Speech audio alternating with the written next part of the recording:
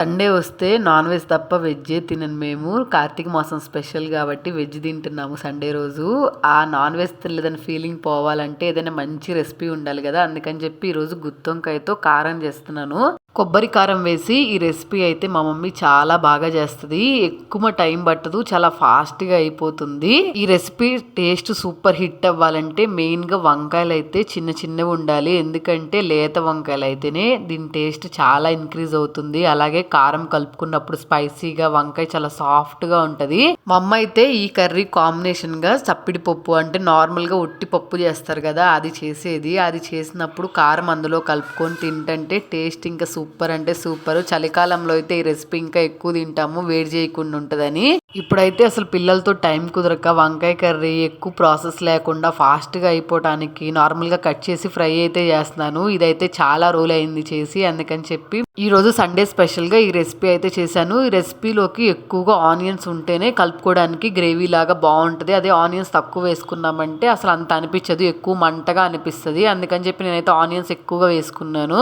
నేను చూపిస్తున్నట్టు వంకాయ రెసిపీని మీరు ఇంట్లో చేసుకుంటారా? చేసుకుంటే మాత్రం ఖచ్చితంగా కమెంట్ సెక్షన్‌లో కమెంట్ చేయండి.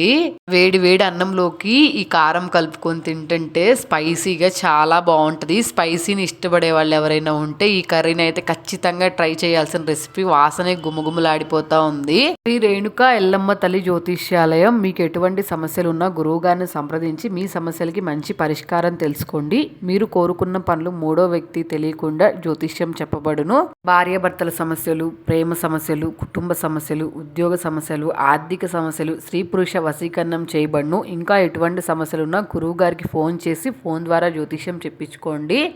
Phone number 8897741766.